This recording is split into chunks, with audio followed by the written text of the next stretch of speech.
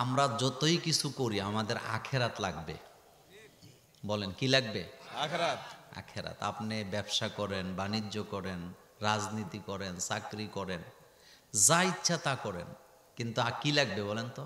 আখিরাত। আখেরাত। আর এই আখেরাতটা আমাকে ঠিক করতে হবে। আমাদের বাবা আদম আলাইহিস সালাম জান্নাতে ছিলেন। আল্লাহ পাক বলেছিলেন, ইয়া আদম মুসকুন আনতা ওয়া যাওজুকাল জান্নাহ, তুমি তোমার স্ত্রীর নিয়ে কি করো? জান্নাতে থাকো। হাইসু শি'তুমা, যা ইচ্ছা তা করো, যা ইচ্ছা তা খাও, যেথা ইচ্ছা সেটাই যাও, কিন্তু লা তাকরাবা হাযিহিস সাজারা, শুধু ওই গাছটার কাছে যাইও না। অর্ডার কয়টা? মাত্র একটা। এখানে হাইসু শি'তুমা মানে বলা হয়েছে যা মন চা করো, তুমি যা মনে চায় করবা, যেথা ইচ্ছা সেটাই যাবা। অর্ডার শুধু একটা, লা তাকরাবা হাযিহিস সাজারা, ওই গাছের কাছে যাইও না। আমার কলেজার বেয়ারা, শয়তান ধোকা দিলেন তাকে। নেক্সট সুরতে ধোকা। কি সুরতে? মানুষ মানব জাতি হিসাবে মানুষকে নেক্সট সুরতে ধোকা দেওয়া বড় সহজ। এই জন্য দেখবেন যারা বাজারে বাজারে হাইটা হাইটা তাবিজ ব্যবসা করে, তারা নিজেদেরকে সুফিবাদ জাহের করে নেক্সট সুরতে মানুষের ধোকা দেয় নাকি দেয় না? নেক্সট সুরতে ধোকা বড় মারাত্মক। আদম আলাইহিস সালামকে শয়তান যদি তার নিজস্ব সুরতে ধোকা দিতে আসতো, তাহলে আদম আলাইহিস সালাম কিন্তু ধোকা খাইতো না। কিন্তু আইসে কি সুরত নিয়ে? একেবারে লম্বা দাড়ি, পাকা দাড়ি, দপদপে সাদা পোশাক, এত সুন্দর সুরত নিয়ে হাজির হয়েছে। হাজির হয়ে নিজে নিজে কান্না করতেছে। আদম আলাইহিস সালাম বলতেছে, আপনি কান্না করেন কেন? মা হাওয়া, তাফসিরে আসছে হাওয়া আলাইহিস সালাম সেখানে ছিলেন। শয়তান ডাইরেক্ট বলছে, আমি তো আমার নিজের জন্য কাঁদি না, আমি তো তোমাদের দুইজনের জন্য কাঁদি।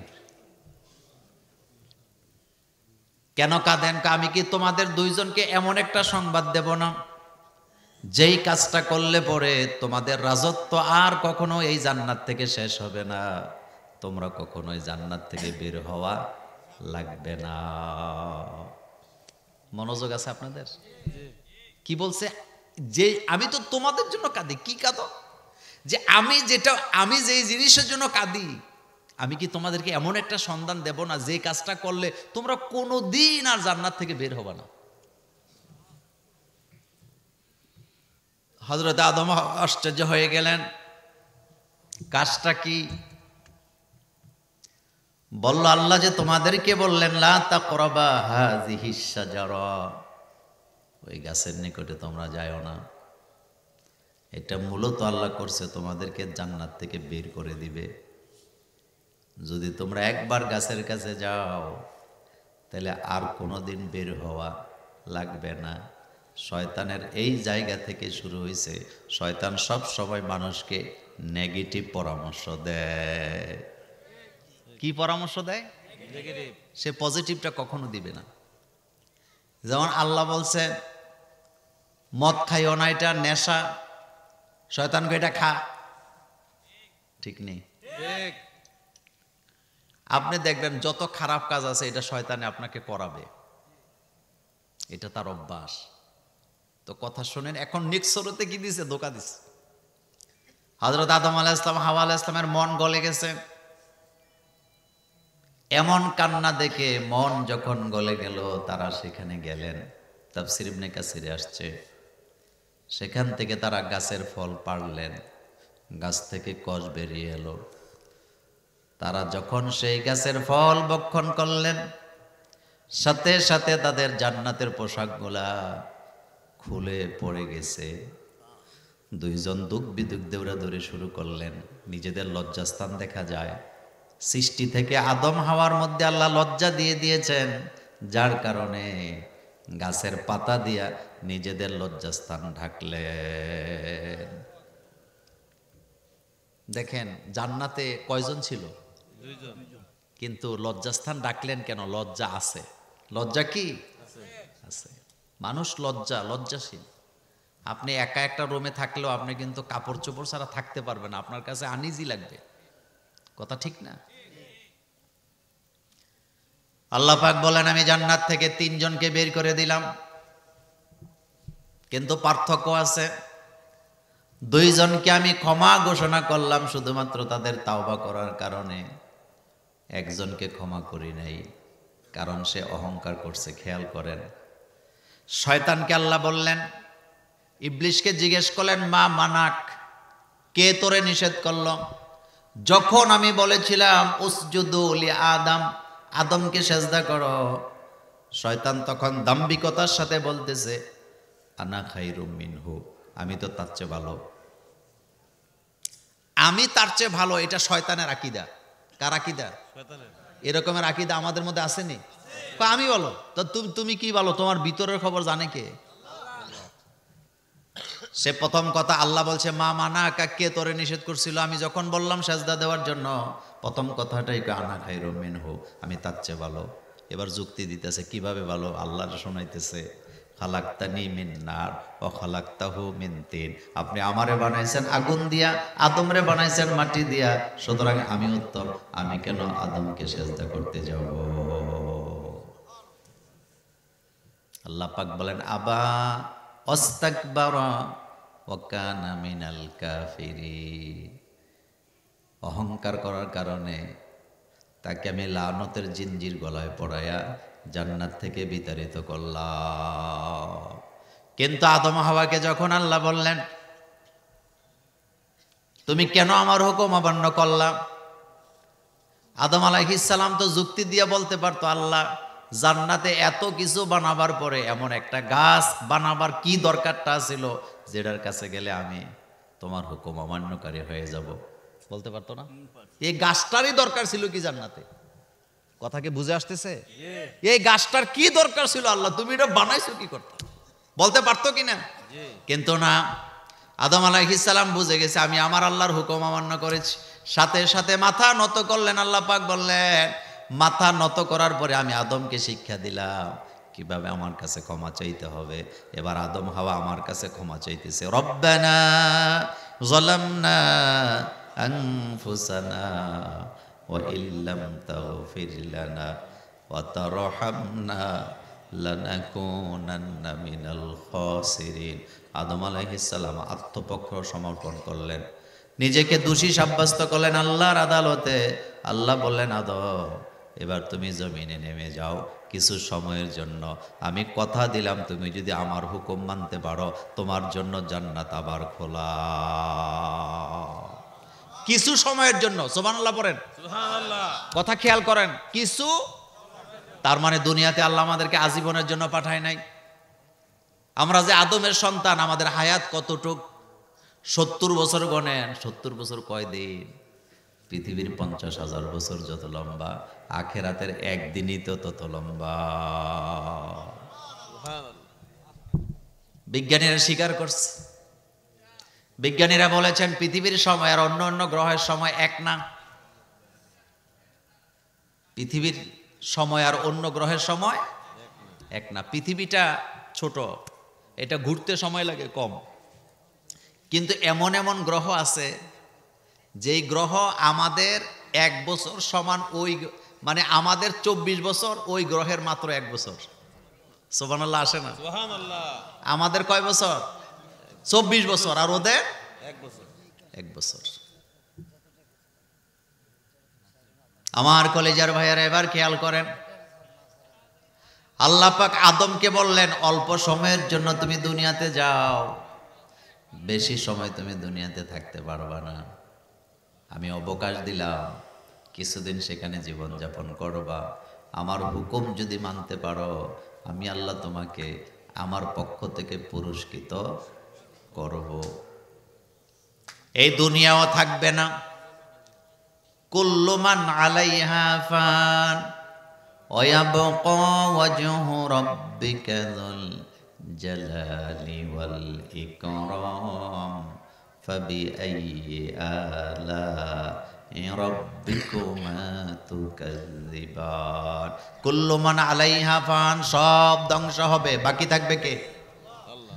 ঢাকার শহর থেকে নাকি লোকজন বাড়িতে চলে যাইতেছে। আজকেও কিন্তু ভূমিকম্প হয়েছে, জানেননি আপনারা?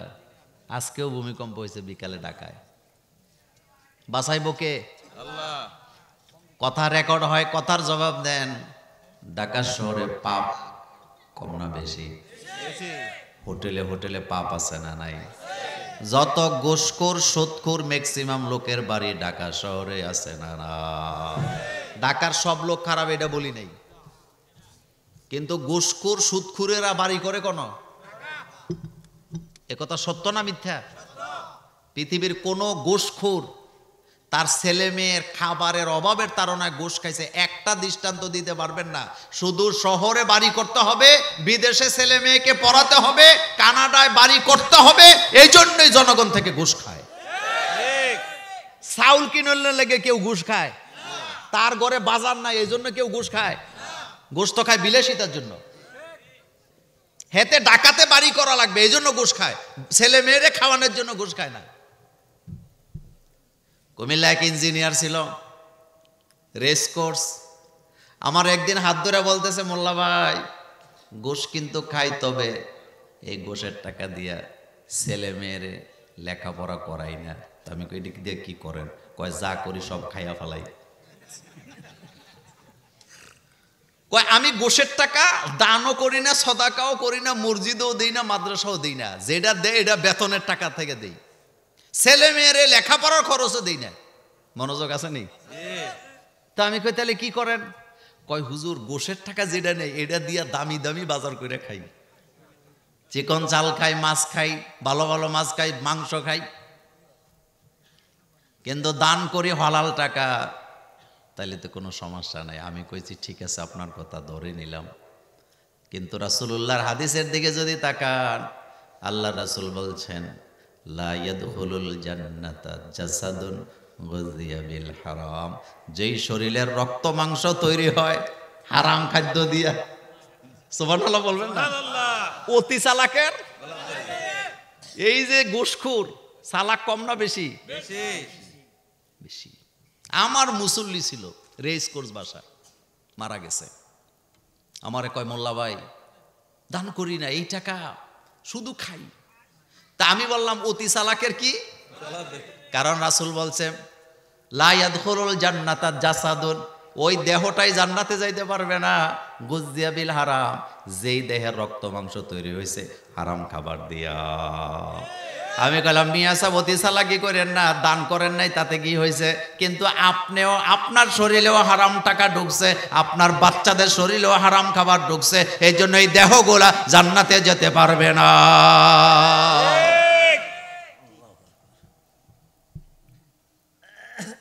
সাবধান সাবধান। তো কথা বলতেছিলাম আল্লাহর সাথে চালাকি করা যায়, কিন্তু শয়তান চালাকি আরেকটা করলো। শয়তান বলতেছে ঠিক আছে তাইলে আমি তোমার কাছে কয়েকটা জিনিস চাই, যেহেতু আমি তোমার ইবাদত করছি আনলিমিটেড। কথা বুঝেননি? জি। একমাত্র শয়তান লিমিটেড ছাড়া ইবাদত করছে কার? আল্লাহ। এটা সহজ কথা না। সে কিন্তু আল্লাহর গোলামি করছে আনলিমিটেড। তিনটা জিনিস চায়। কয়টা? কয় এক নম্বরে তুমি আমারে কিয়ামত পর্যন্ত হায়াত দিবা। আল্লাহ কয় দিলাম। কয় দুই নম্বরে আদমের শিরায় শিরায় আমারে ঢুকতে দিবা। আল্লাহ কয় দিলাম। যা দিলাম, তুই যা ইচ্ছা। কিন্তু ইন্না ইবাদি লাইসা লাকা আলাইহিম সুলতান। এবার শয়তান বলতেছে তোমার বান্দাদের উপরে আমাকে রাজত্ব করার তৌফিক দাও। এবার আল্লাহ বলতেছে রাজত্ব করার তৌফিক দিলাম, তবে যারা আমার গোলাম তাদের উপরে তোর কোনো কর্তৃত্ব চলবে না। তুই ফজরের নামাজে যাইতে দিবি না, কিন্তু আমার বান্দা চলে যাবে। তুই আমার বান্দাকে কোরআনের পক্ষে থাকতে দিবি না, কিন্তু আমার বান্দা কোরআনের পক্ষে চলে যাবে। তুই আমার বান্দাকে ভালো কাজ করতে দিবি না, কিন্তু আমার বান্দা ভালো কাজ করবে। এমন বান্দা এখনো জমিনে আছে না? না। এখন কয় ঢাকা থাকবো না, ঢাকা শহর শেষ হয়ে যাব, তো যাবি কই? কয় গ্রামে চলে যাব। বুদ্ধিমান না বোকা? আল্লাহ বোধ ধরতে পারবে না। এবার দেখেন আল্লাহ কোরআনে কি বলতেছে, ইয়া মা'শারাল জিন্নি ওয়াল ইনসি ইনিস্তাতাতুম আন তানফুযু মিন আকতারিস সামাওয়াতি ওয়াল আরদ ফানফুযু লা তানফুযুনা ইল্লা বিসুলতান ফাবিআইয়ি আলা'i রাব্বিকুমা তুকাযযিবান। আল্লাহ বলেন, ইয়া মা'শারাল জিন্নি ওয়াল ইনস ইনিস্তাতাতুম আন তানফুযু মিন আকতারিস সামাওয়াতি ওয়াল আরদ। ও দুনিয়ার মানব জাতি, জিন জাতি, কয়টা জাতিকে বলছে? ও মানব জাতি, জিন জাতি, আমি তোদেরকে আকাশ আর জমিন দিয়া প্যাকেট করে রাখছি। তোরা জমিনকে ফাটায়া নিচেও যেতে পারবি না, আকাশের সীমানা পাড়ি দিয়ে উপরেও যেতে পারবি না, যাওয়ার কোনো ক্ষমতা নাই। প্যাকেট করে জেলখানায় আটকায়া রাখছে কে? কি বিজ্ঞানিক কথা আল্লাহ বলেন, বৈজ্ঞানিক কথা আল্লাহ বললেন যে আমি তোদেরকে প্যাকেট করে রাখছি। ইয়া মা'শারাল জিন্নি ওয়াল ইনস, ও মানব জাতি, জিন জাতি, আমি তোদেরকে কি করছি? প্যাকেট করে রাখছি। তুই জমিন ফাটায়া নিচে যেতে পারবি না, আকাশের সীমানা অতিক্রম করতে, তো তুই যাবি কই? আম্মা জান আয়েশা সিদ্দিকা রাদিয়াল্লাহু আনহা চমৎকার কথা বলছে। মা আয়েশা বলেন, যারা ইসলামের বিরোধিতা করে, যারা আল্লাহর বিরোধিতা করে, যারা মানুষের উপরে জুলুম করে, আল্লাহ তাদেরকে 3টা শাস্তি দেয়। কয়টা? 3টা। মা আয়েশা বলেন, আব্রাহা যখন হস্তি বাহিনী নিয়ে কাবাঘর ভাঙতে আইছিল, তাদের মাথায় ছিল হাতির গলার মধ্যে রশি লাগাইয়া, আরেক মাথা কাবাঘরকে বান দিয়া মাউতেরা হাতিগুলা সামনের দিকে চালাবে, কাবাঘর ভাঙিয়া দিয়ে চলে যাবে। কাবাঘর যে ভাঙতে আসছে, হাতুড়ি নিয়ে আসে নাই। এতে চিন্তা কি জানেন? কতগুলা হাতি নিয়ে আইছে। হাতির গলার মধ্যে রশি লাগাবে, আর বাকি রশি কোথায় লাগাবে? কাবাঘরের দেয়ালে এরকম গোলভাবে লাগাবে, লাগাইয়া টান দিবে, কাবাঘর ভেঙে যাবে। মা আয়েশা এবং আসমা বিনতে আবু বকর রাদিয়াল্লাহু তাআলা আনহা, তারা দুইজন বলতেছেন, যারা এই হাতিগুলাকে পরিচালনা করতো, আব্রাহার সেনাবাহিনীতে যারা ছিল, শেষ জীবনে আমরা 2 বোন তাদেরকে 3টা অবস্থায় দেখছি। 1 নম্বরে মা আয়েশা বলেন, যারা এই কাজটা করতে আইছিল, হাতিগুলা চালাইছিল, শেষ জীবনে আল্লাহ তাদের সবাইকে অন্ধ বানায় দিছে। মা আয়েশা বলেন, আমি এবং আসমা আমরা 2 বোনে দেখছি তারা সবাই অন্ধ। বলেন তারা কি? মা আয়েশা বলেন, 2 নম্বরে আমরা 2 বোন তাদেরকে দেখছি তারা বিকলাঙ্গ, হাত চলে না, পা চলে না, ল্যাংড়ায় ল্যাংড়ায় চলে। আর 3 নাম্বার বড় ভয়ানক শাস্তি আল্লাহ তাদেরকে দিয়েছে, এই লোকগুলা পৃথিবীর জমিনে নিজস্ব কোনো বাড়ি আর করতে পারে নাই, সারা দুনিয়ায় ঘুরছে আর ভিক্ষা কইরা খাওয়া লাগছে।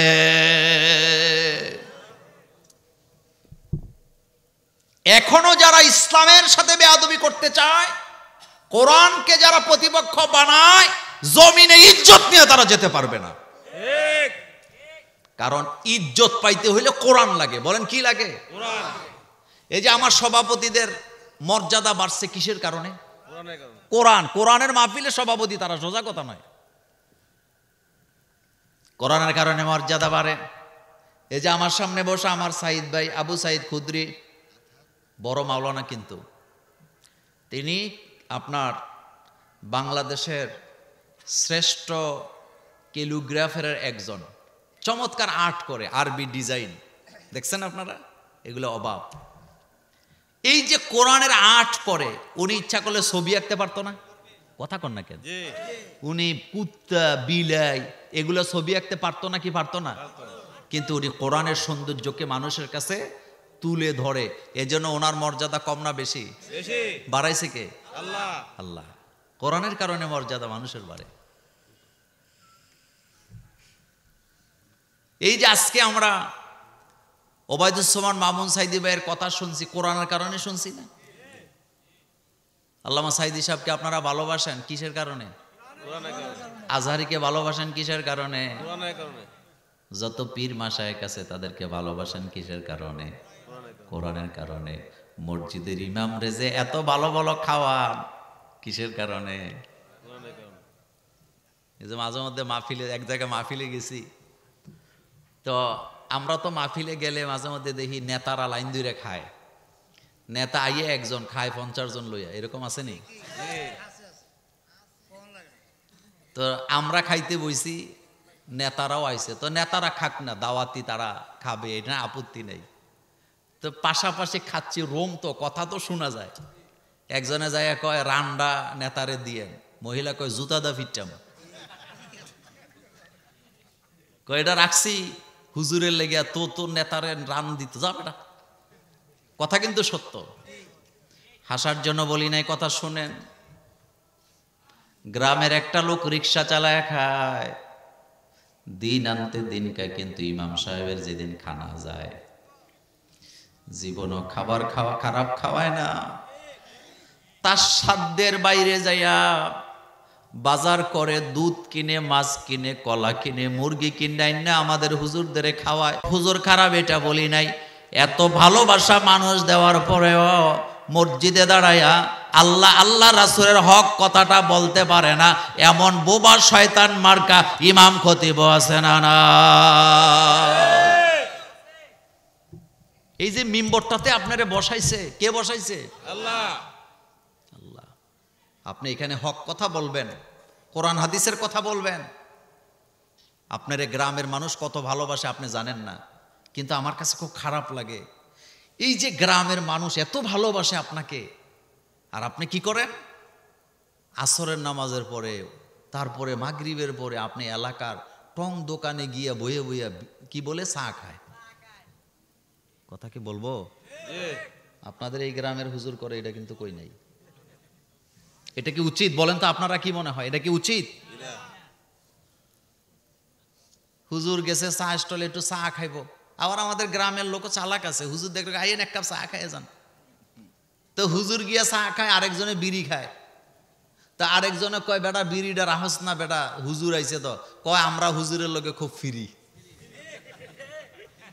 তা আচ্ছা হুজুরে সম্মান দিছে না বাস দিছে? এটা হুজুরে বুঝেনি। গ্রামের মানুষ যে কত ভালোবাসে হুজুরদেরকে। শোনেন একটা কথা বলি, একজন আলেম ইমাম সাহেবরা যে খাবারটা খায়, একজন সচিব পর্যায়ের অফিসারও ডেলি এমন খানা খাইতে পারে না। কিভাবে সম্ভব? এই বাজারই তো করতে পারবে না, বাজারই তো করতে পারবে না। কিন্তু এই ভালোবাসা কিসের কারণে বলেন তো? আর কোনো কারণ আছে? শুধু কোরআন, শুধু কোরআনের কারণ, আর কোনো কারণ নেই। আমাদের উচিত আমাদের ওই ব্যবহার মানুষের সাথে করা। রাসূলুল্লাহ সাল্লাল্লাহু আলাইহি সাল্লামকে আল্লাহ পাক বলছেন, হাবিব আমি যদি আপনারে কর্কশ হৃদয়ের বানাইতাম তো আপনার কাছ থেকে মানুষ দূরে চলে যেত। এই জন্য আমি আপনার হৃদয়টাকে কি বানাইছি? নরম, সফট বানাইছি। একবার যে আপনার কাছে আসবে আপনাকে ছেড়ে আর চলে যেতে পারবে না। আমরা অনেক সময় বলি না ব্যবহারে বংশের পরিচয়। আজকে আর একটা নতুন কথা বলি, ব্যবহারে জান্নাতি না জাহান্নামী সেই পরিচয়।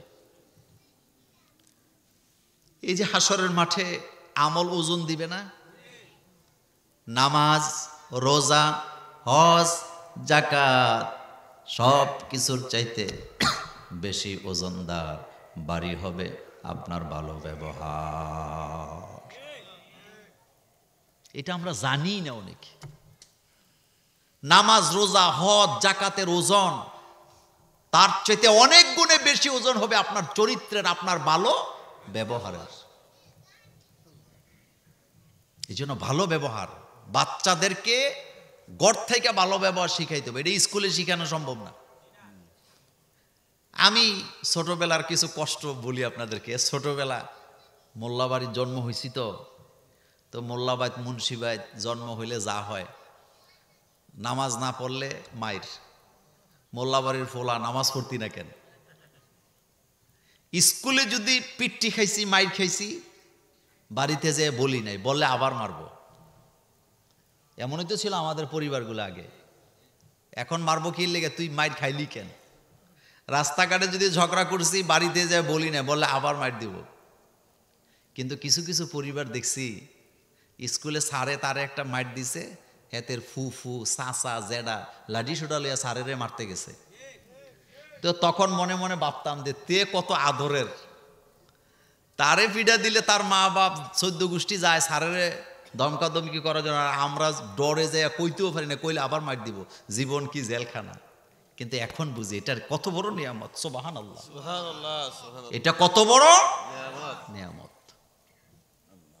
হযরত লোকমান আলাইহিস সালাম নবী তিনি ছিলেন না, তিনি সকালে দুপুরে বিকালে সবসময় ছেলেকে নসিহত করতেন। একজন বাবা তার ছেলেকে নসিহত করতেছে, আল্লাহর কাছে এই নসিহতগুলা এত ভালো লাগছে, এই জন্য আল্লাহ একটা সূরা আকারে আমাদের জন্য লোকমান আলাইহিস সালামের নসিহতগুলা কোরআনে দিয়ে দিছে। সুবহানাল্লাহ। তো ছেলেরে কি নসিহত করতেছে দেখেন। বাপে কয় ইয়া বুনাইয়া লা তুশরিক বিল্লাহ ইন্নাশ শিরকা লা যুলমুন আযীম। ও ছেলে, আল্লাহর সাথে শিরিক করো না, শিরিক হলো মস্ত বড় অপরাধ। দেখছেন বাপের নসিহত।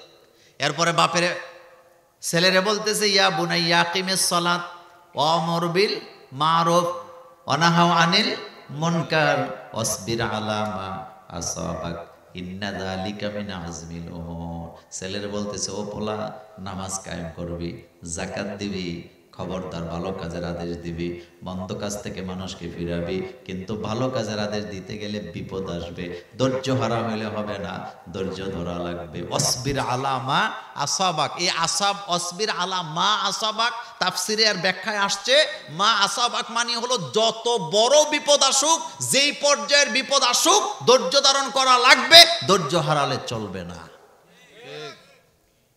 কিছু কিছু বাপ মা আছে সন্তানরে দোয়াটা কি দেয় জানেন?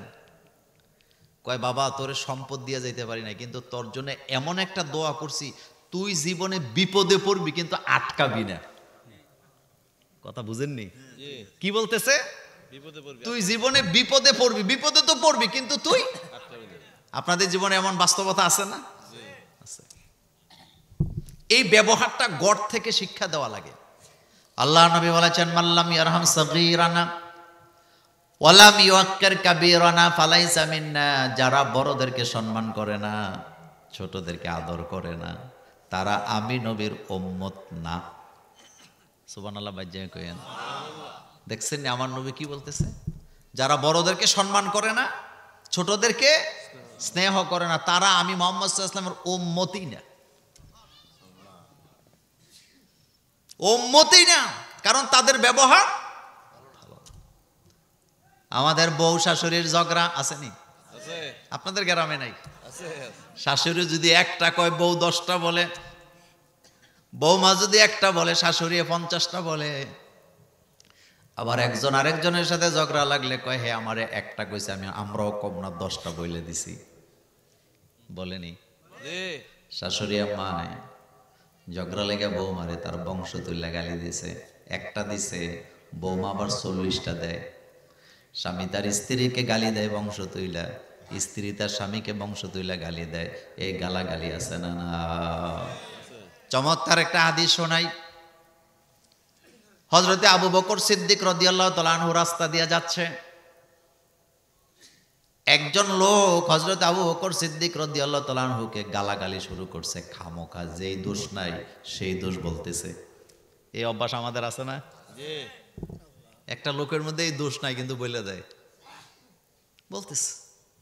তা আবু বকর সিদ্দিক রাদিয়াল্লাহু তাআলা আনহু তিনি নম্র ভদ্র বয়স্ক জ্ঞানী মানুষ, গালি যে দেয় উনি চুপ করে আছে, একেবারে ঠান্ডা, কোনো জবাব দেয় না। রাসূল সাল্লাল্লাহু আলাইহি ওয়াসাল্লাম এখানে হাজির হয়েছে। সুবহানাল্লাহ। সুবহানাল্লাহ। মায়ার নবী, দয়ার নবী, রহমাতুল্লিল আলামিন। তিনি হাজির হয়েছে।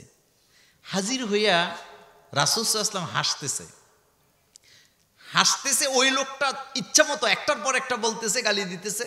আবু বকর চুপ, রাসূল সাল্লাল্লাহু আলাইহি ওয়াসাল্লাম হাসে। আবু বকর সিদ্দিক রাদিয়াল্লাহু আনহু শুনতে শুনতে শুনতে শুনতে এক পর্যায়ে খানিকটা ধৈর্য হারা হয়েছে। মানুষ তো হইয়া একটা কথার জবাব দিছে। কয়টার? একটা। আল্লাহর নবী চেহারা মোবারক কালো করে চলে যায়। হযরতে আবু বকর সিদ্দিক রাদিয়াল্লাহু তাআলা আনহু রাসূলের হাত মোবারক জড়ায় ধরে বলতেছে, রাসূল গো, এই লোকটা এতক্ষণ যাবৎ আমারে গালাগালি করলো, আমি চুপ ছিলাম, আপনি হাসলেন। হঠাৎ করে আমি একটা কথার জবাব দিছি মাত্র, আপনি রাগ করে গোসা করে চলে যাচ্ছেন, কারণ কি? আল্লাহর নবী বললেন, আবু বকর, তোমাকে যখন লোকটা মন্দচারী করতেছিল, অথচ তুমি এই দোষে দোষী না, তোমার পাশে দাঁড়ায় দুইজন ফেরেশতা তার প্রত্যেকটা কথার জবাব দিচ্ছিল।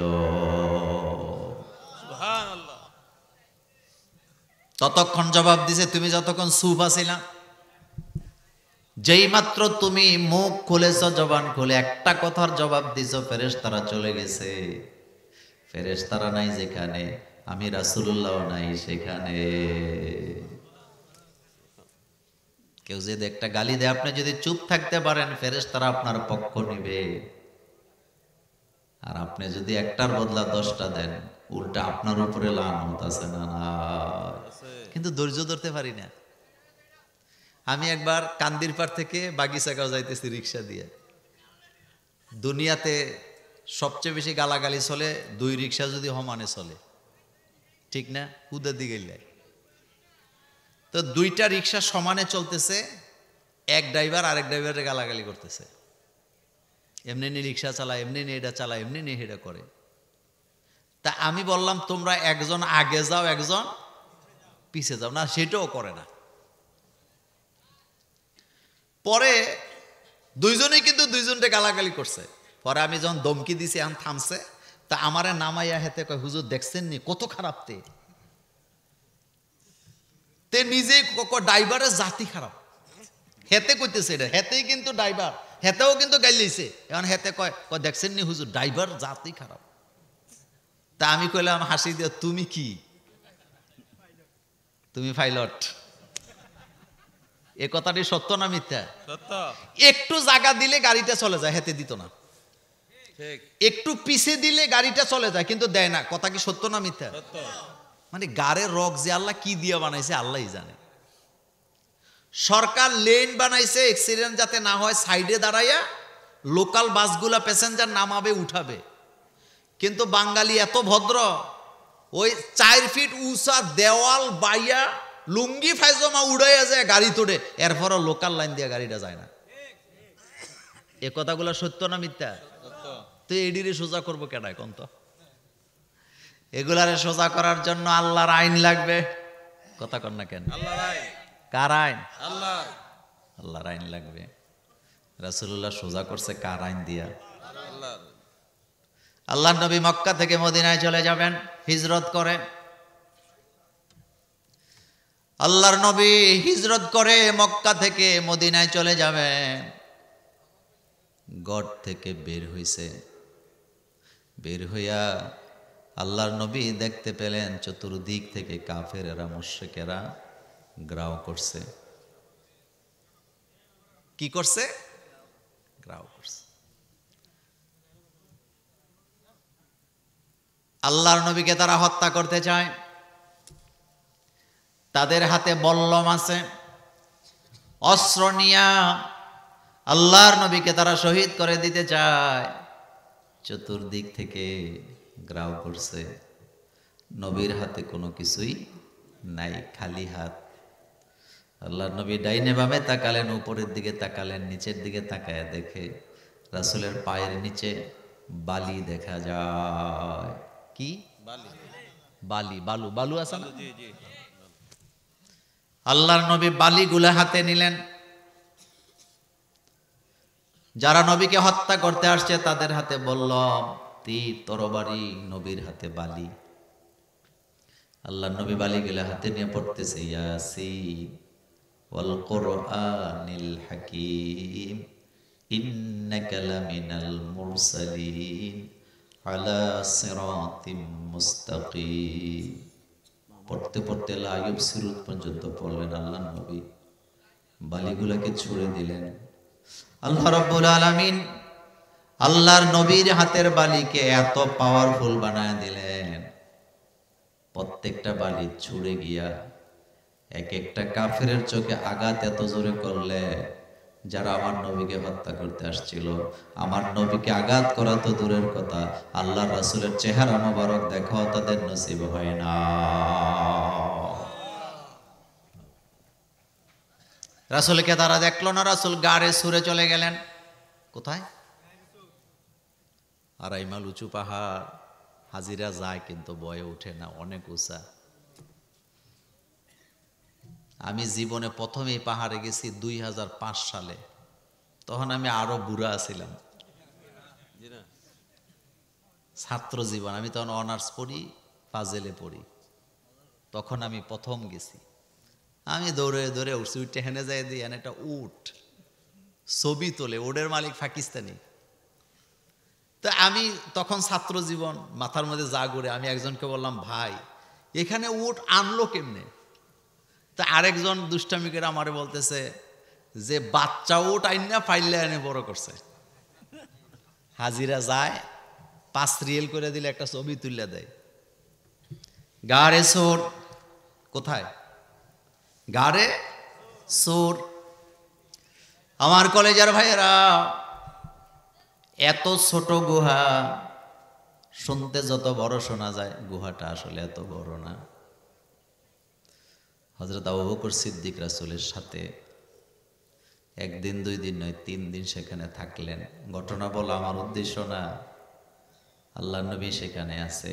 হযরত আবু বকর সিদ্দিক কান্দে। রাসূলকে, আবু বকর কান্দো কেন? কয়, হুজুর গুহাটা তো ছোট, তারা তো আবার আসবে, আপনাকে তারা হত্যা করবে।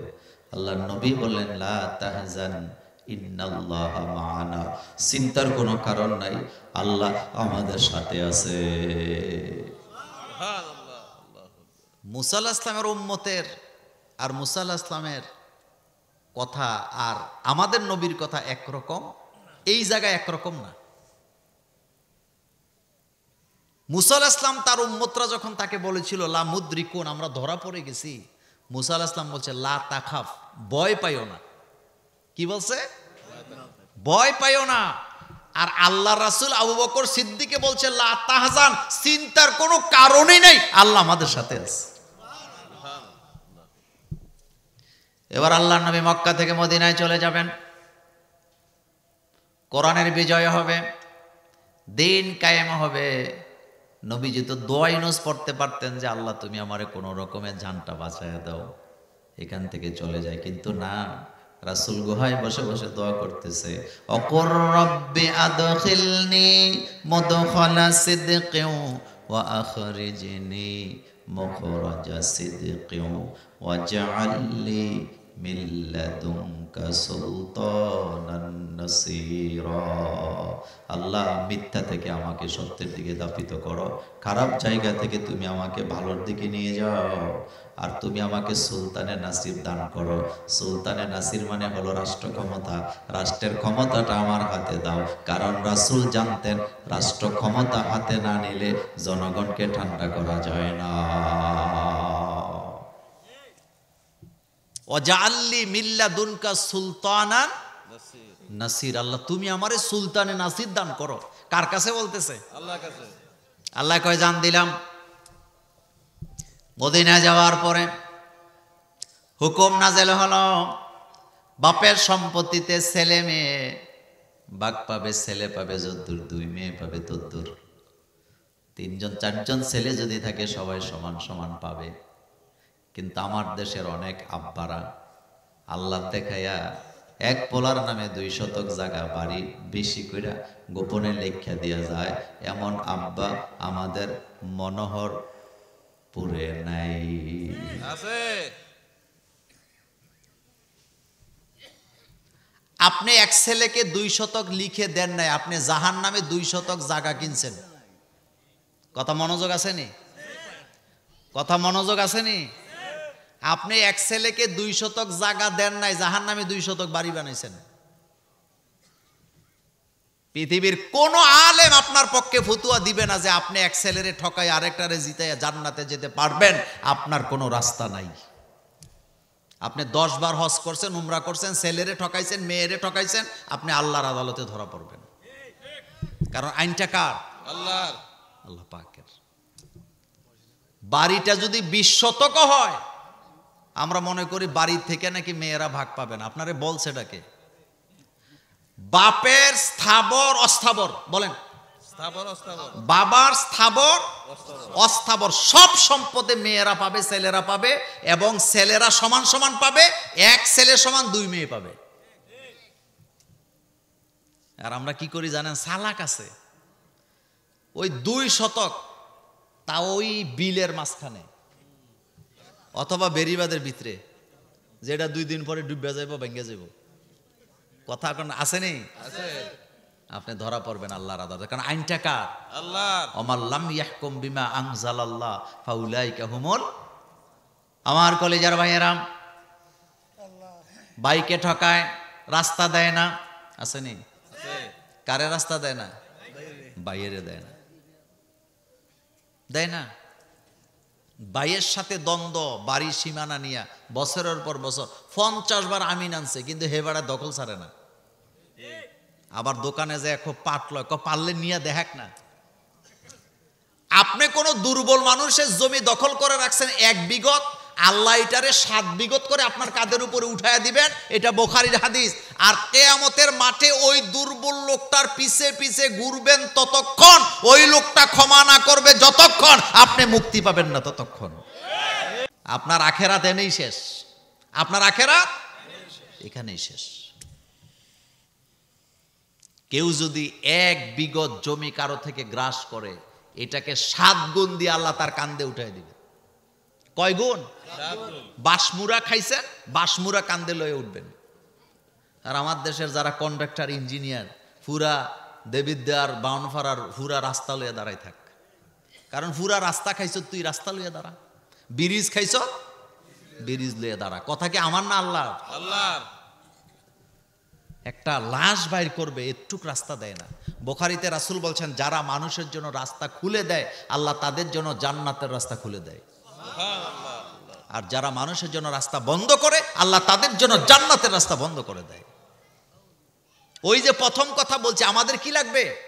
আখেরাত। মনে আছে আমরা কি লাগবে? কি লাগবে? দুনিয়াতে অল্প কয়দিন। আমাদের দেশে বুদ্ধিজীবী আছে না? আমরা মনে করি যারা টেলিভিশনে কথা কয়, খুব বুদ্ধি টুদ্ধি দেয়, তারা বুদ্ধিজীবী। কিন্তু রাসূল সাল্লাল্লাহু আলাইহি ওয়াসাল্লাম কয় না, আল্লাহ রাসূল বলছে বুদ্ধিজীবী তারা দুনিয়াতে বসে আখেরাত সাজায় যারা।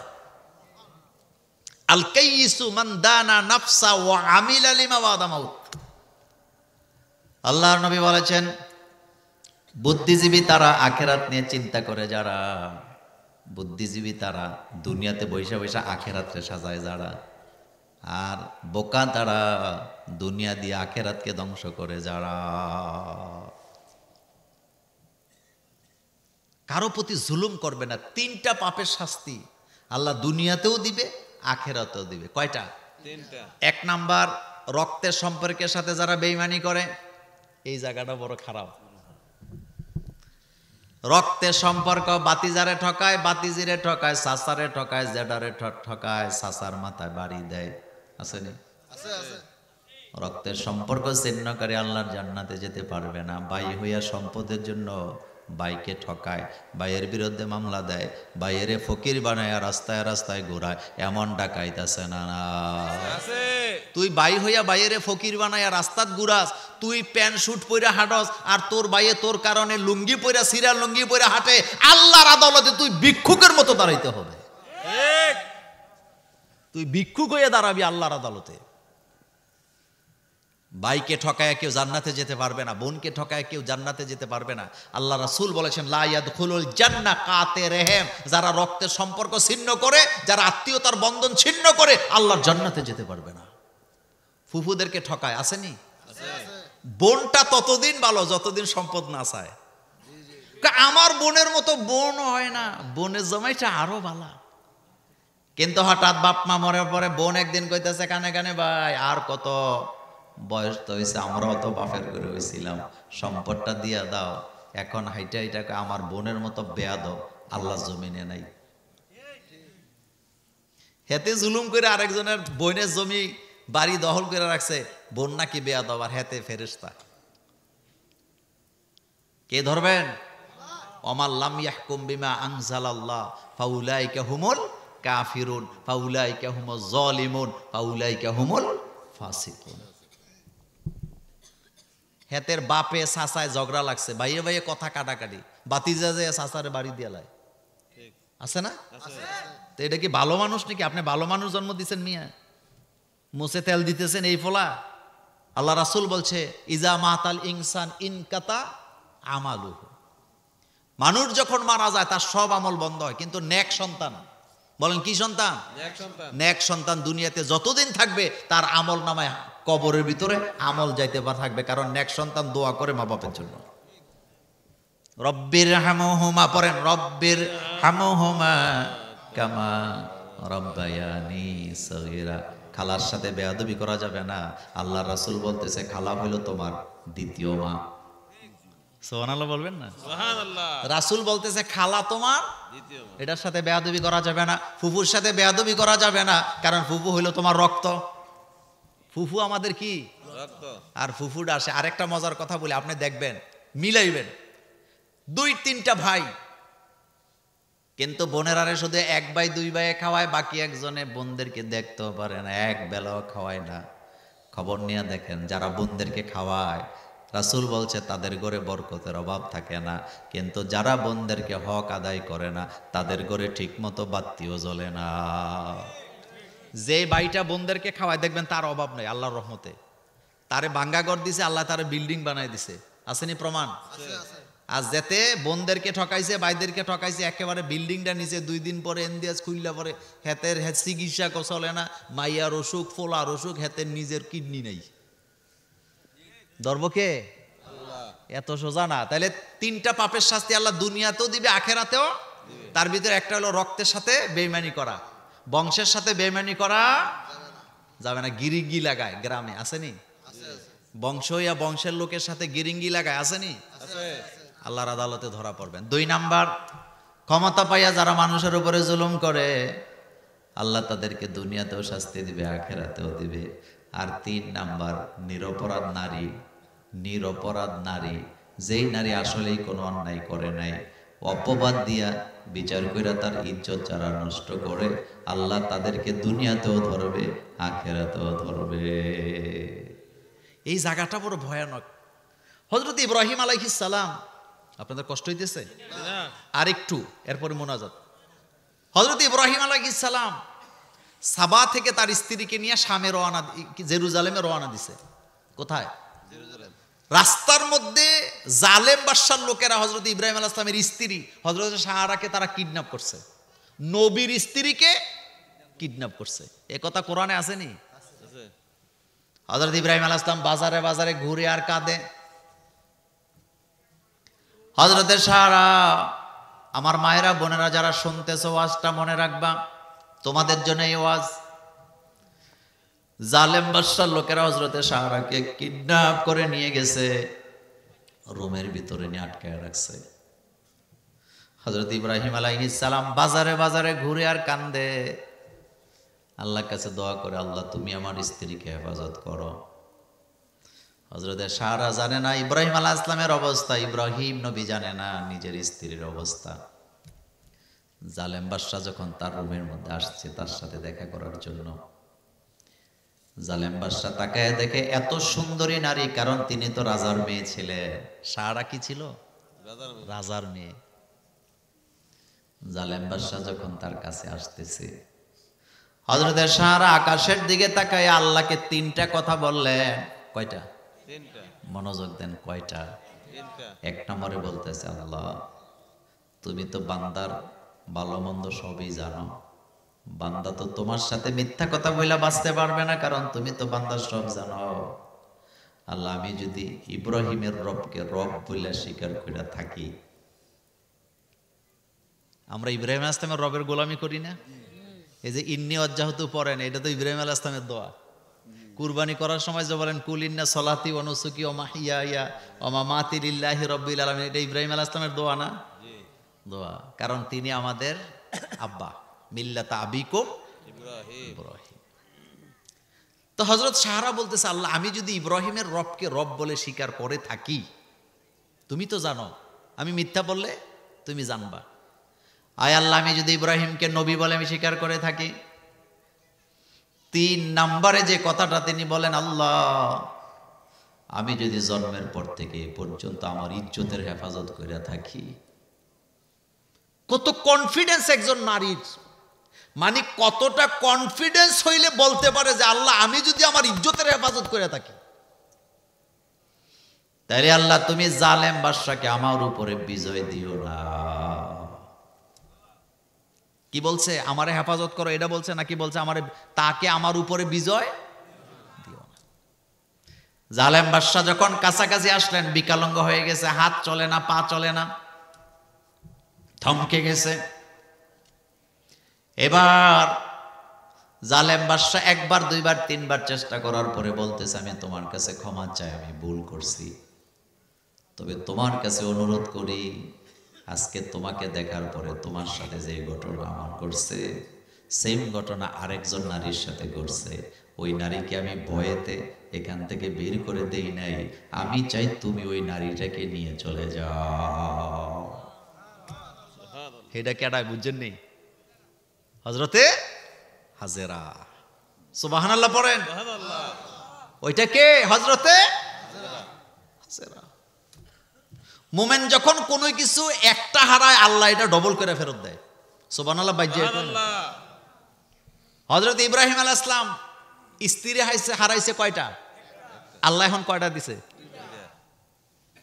কথা এটা না আগে শোনেন। হযরতে সারা বীরের বেশে বিজয় নিয়ে জালেম বাদশার লোকেরা তাকে পাহারা দিতে দিতে ইব্রাহিম নবীর কাছে নিয়ে গেছে। ইব্রাহিম আলাইহিস সালাম দেখে কান্না শুরু করে দিছে। আল্লাহ পাক হযরত ইব্রাহিমকে বলতেছে, ইব্রাহিম তোমার স্ত্রী হযরতে সারা এমন তিনটা কথা বলছে, আমি আল্লাহর কাছে এত ভালো লাগছে, আমি আমার সারার জন্য জান্নাতে ঘর বানায় রাখছি। আমি জান্নাতে কি বানাইছি? যেই নারী নিজের ইজ্জতের হেফাজত করে সারা জীবন, ওই নারীর দোয়া কখনো বিফলে যায় না, ডাইরেক্ট কবুল হয়। কার দরবারে? হযরতে আসিয়া নিজের ইজ্জতের হেফাজত করছেন, আল্লাহ মুসা আলাইহিস সালামের রবকে রব বলে মেনেছেন, মুসাকে নবী বলে মেনেছেন। আল্লাহ বলেন আমি আমার আসিয়ার জন্য জান্নাতে ঘর বানায় রাখছি। আরেকটা হলো আমাদের আম্মা খাদিজা। কি? মা খাদিজা রাসূলের জন্য 3 বেলা খাবার নিয়ে যায়। আপনারা যারা হজ করছেন, উমরা করছেন, আপনারা তো হেরা গুহার কাছে যে দাঁড়াইছেন, এত খাড়া উঁচা, গাড়ে সুর যেটা এটা অনেক দূরে, এটা স্লো স্লো উঠছে, কিন্তু গাড়ে হেরা মানে যেখানে কোরআন নাযিল হয়েছে এটা কি ডাইরেক্ট খাড়া। আরে আমি 2 জায়গায় গেছি।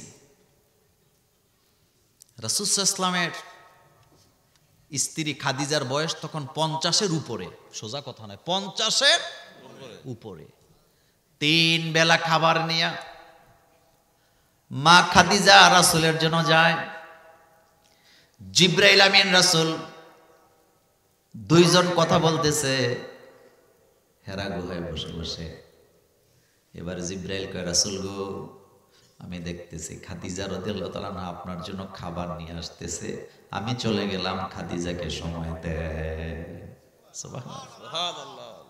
জিবরাইল আমিন বলতেছে আমি চলে যাই, কারণ কে আসতেছে? খাদিজা রাদিয়াল্লাহু তাআলা আসতেছে, হুজুর আপনি খাদিজারে সময় দেন। তবে রাসূল খাদিজার আজকে 3টা সুসংবাদ দিবেন। সুবহানাল্লাহ কোন? সুবহানাল্লাহ। কয়টা? 3টা। এই যে খাদিজা আপনার জন্য খাবার নিয়ে আসতেছে, ইসলামের জন্য যে সব বিলায়া দিতেছে, খাদিজার জন্য আজকে 3টা সংবাদ। 1 নাম্বার, খাদিজা যখন আসবে খাদিজাকে বলবে আল্লাহ আরশে আজিম থেকে খাদিজারে সালাম পাঠাইছে। সুবহানাল্লাহ। 2 নাম্বার, আপনি আল্লাহর সালামের সাথে আমি জিবরাইলের সালামটাও খাদিজারে দিয়েন। সুবহানাল্লাহ। আর 3 নাম্বার, আপনি খাদিজাকে জানাই দিয়ে আল্লাহ তার চোখের সামনে জান্নাতে ঘর বানায় রাখছে খাদিজার জন্য। চোখের সামনে? আল্লাহ তো দুনিয়ার সৃষ্টিটাই চোখের সামনে, নাকি? আপনি খাদিজাকে বলবেন আল্লাহ জান্নাতে খাদিজার জন্য ঘর বানায় রাখছে। সুবহানাল্লাহ। আর আমার দেশের মা বোনেরা ছেলেরে মাদ্রাসায় পড়ায় কিন্তু নিজে পর্দা করে না, ঠিক আসেনি? ঠিক ছেলে মাদ্রাসায় পড়ায়, নিজে নামাজ পড়ে না। ঠিক। আখেরাত লাগবে। বলেন কি লাগবে? আখেরাত। দুনিয়ার সম্পদ আমার কিচ্ছু না। একটা কথা বলি, পৃথিবীতে যত বেশি সম্পদ আপনি রাখিয়া যাবেন, ছেলে মেয়ের মধ্যে তত ঝামেলা হবে। আপনার কিচ্ছু নাই, ভাই বোনের মধ্যে কোনো সমস্যা নাই, কারণ মাল নাই। যত সমস্যা মাল নিয়া, কথা ঠিক না? আপনি 50 খানি জমি রেখে যাবেন, ঝামেলা আরো বাড়বো। কোনটা নিয়ে কোনটা নিবে, ভাইয়ে ভাইয়ে মারামারি লাগবে। 10-12টা বিল্ডিং করে গেছেন, মারামারি লেগে যাবে। কোনটা? কিচ্ছু নাই, দেখবেন কিছু নাই, ওকে নাই, কিছু নাই, নাই তো নাই। রাসূল সাল্লাল্লাহু আলাইহি ওয়াসাল্লামের কথা দেখেন তো, রাসূল দুনিয়া থেকে যখন চলে গেলেন, আমার রাসূল যদি আল্লাহকে বলতেন যে উহুদ পাহাড়টা স্বর্ণ বানায় দাও, আল্লাহ দিত নাকি দিত না? এই হাদিস আসেনি? আছে। রাসূল বলছে আমি যদি বলি যে উহুদ পাহাড়টাকে স্বর্ণ বানায় দিতে, আল্লাহ সাথে সাথে বানায় দিবে, কিন্তু আমি এটি চাই না, আমার এটা পছন্দ না। বিশ্বনবী রাহমাতুল লিল আলামিন, দু জাহানের বাদশা, সুবহানাল্লাহ কোন? সুবহানাল্লাহ। নবীজি যেদিন ইন্তেকাল করেন, মা আয়েশা বলেন আল্লাহ রাসূল আমাদেরকে মাত্র সম্পদ হিসাবে সোয়াশের আটা দিয়ে গেছে। কয় শের? সোয়াশের। মুরব্বীরা তো শের বুঝেন, আপনারা তো বুঝেন। কয় শের? সোয়াশের। তো সোয়াশের কদ্দুর? 1 কেজি। এক শেরের উপরে কেজি আর শের কিন্তু এক জিনিস না। কেজি আর শের এক জিনিস না। মা আয়েশা বলেন আল্লাহ রাসূল আমাদেরকে সোয়া শের আটা দিয়ে গেছে, এতটুকু সম্পদ। কিন্তু আয়েশা রাদিয়াল্লাহু আনহা রাসূলের মৃত্যুর পরে কি না খাইয়া ছিল? নাউজুবিল্লাহ। একদিনও কি না খাইয়া ছিল? তা আমি আমার ছেলে, মানে আমাদের অবস্থাটা কি জানেন, আমার ছেলেরে বিল্ডিং করে দিয়া যাইতে হইব, বাড়ি করে দিয়া যাইতে হইব, মানে আমি যেন তার সব দায়িত্ব লিয়ে দুনিয়াতে আইছি। ওরও তো কপাল আছে, ওরও তো তকদির আছে নাকি? বাপে কিচ্ছু দেওয়া যায় না, কিন্তু ছেলে বিল্ডিং করছে, হাজার হাজার ঘটনা আসেনি? আবার বাপে তারে তালুকদারি দিয়ে গেছে, হেতে দোকানে বইয়া বইয়া জিন্দিগি কাটায় সব বেচা খাইছে, আসেনি? তো লাভ কিতা? আপনি দিয়ে গিয়া লাভটা কি? মা আয়েশা বলেন একটা বর্তনের ভিতরে আটাগুলা ছিল, ডাকনা দেওয়া। কি দেওয়া? ডাকনা দেওয়া। আমি আয়েশা বিসমিল্লাহ বলে বর্তন থেকে নেই, রান্না করি, রুটি বানাই, নেই রান্না করি, কতদিন খাইছি আমার মনে নাই। সুবহানাল্লাহ। হঠাৎ একদিন মনে হয়েছে রাসূল তো আমাদের সোয়াশের আটা দিয়ে গেছে, এতদিন খাইলাম, দেখি তো আর কতটুক আছে। মা আয়েশা এইভাবে করে উল্টাইয়া দেইখা রেখে দিছে। মা আয়েশা বলেন এরপরে আর বেশি দিন খাইতে পারি না, শেষ হয়ে গেছে। আয়েশা নিজেই বলতেছে আমার কাছে মনে হয় যেন যদি ডাকনাটা না উল্টাইতাম তাইলে আরো অনেক দিন খেতে পারতাম। আজকে কয়েকটা হাদিস বলি, মা বোনদেরকে যা বলবেন। 1 নাম্বার, চাউল নেওয়ার সময় দামের দিকে বারবার তাকাইলে বরকত কমে যায়, রাসূল সাল্লাল্লাহু আলাইহি ওয়াসাল্লামের হাদিস। আটা নেওয়ার সময় বর্তনের দিকে বারবার তাকাইলে বরকত। আর আমাদের মহিলারা 50 কেজি আইনা দিছেন তো 20 কেজি খাইয়া কব এই গনাইছে, কিন্তু তা আপনার এটা কইতেন কইছিনি। সুন্নত হইল আপনি বিসমিল্লাহ বলে নিতে থাকবেন, বরকত দিব কে? আল্লাহ। মনোযোগ আছে? কোন সময় ডামের দিকে নজর দিবে না, তিনি ডাম উল্টাবে, বিসমিল্লাহ বলে পট দিয়ে নিবে। আরেকটা হলো মাইপা নিয়ে রান্না করা সুন্নত। কি আগের দিনের মহিলারা কিত্ত পড়তে মাপতো। পট না, এটারে কি কয়?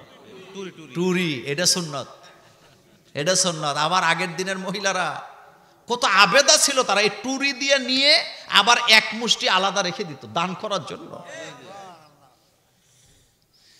বরকত ছিল। এতটুকু তেলের বোতল আপনারা বলেন ঠিক না? কদ্দুর 1 সপ্তাহ চালাইছে, আর এখন আমগো বউ করে 5 লিটার দিলে 2 দিন পরে কয় শেষ। তো যদি কোন 5 লিটার শেষ হয়ে গেল, পুরুষেরা এদিকে নজর দেন কেন? বরকত নাই। এবার তাকান, রাসূল বলছেন খাবার, এই যে ভাত আপনারা বাড়েন না পাতিল থেকে, ডান দিক থেকে এক কোণা থেকে নিবেন, মাঝখান থেকে নেওয়া সুন্নতের খেলা, বরকত কমে যায়। সাইড থেকে বিসমিল্লাহ বলে নিবেন, বলেন কোন দিক থেকে? ডান দিক থেকে বিসমিল্লাহ বলে নিবেন, দিবেন, কিন্তু তাকাবেন না। তরকারি সেম, ডান দিক থেকে বিসমিল্লাহ বলে উঠাবেন, তাকাবেন না। আর একটা দুইটা দিয়ে দেহে আবার কদ্দুর আছে, বরকত কমে যায়, বরকত কমে যায়। এগুলা গুরুত্বপূর্ণ সুন্নত। এই জিনিসগুলা যাদের ঘরে নাই তাদের ঘরে বরকত নাই। আমাদের ওস্তাদদেরকে আমরা দেখছি 1700-1800 টাকা বেতন পাইয়া কি সুন্দর চলছে, আর এখন 40,000 পাইয়াও অভাব যায় না। বরকত কমে গেছে, বরকত কমে গেছে। আপনারা যারা মুরব্বী আছেন, আগের দিনে কালেকশন করতো দান, ঠিক না? এখন তো ক্যাশ টাকা কালেকশন করেন। আগে দান কালেকশন করে যে বরকত পাওয়া গেছে, এখন ক্যাশ টাকায় সেই বরকত নাই। বাংলাদেশে যত বড় বড় মসজিদ মাদ্রাসা হয়েছে, মানুষের জমানো মুষ্টি চাউল থেকে হয়েছে। মুষ্টি চাউল, এটাতে বরকত। সুবহানাল্লাহ। এটাতে কি? এটাতে বরকত। এই জন্য আল্লাহর প্রতি আকৃষ্ট থাকলে বরকত পাবেন ইনশাআল্লাহ।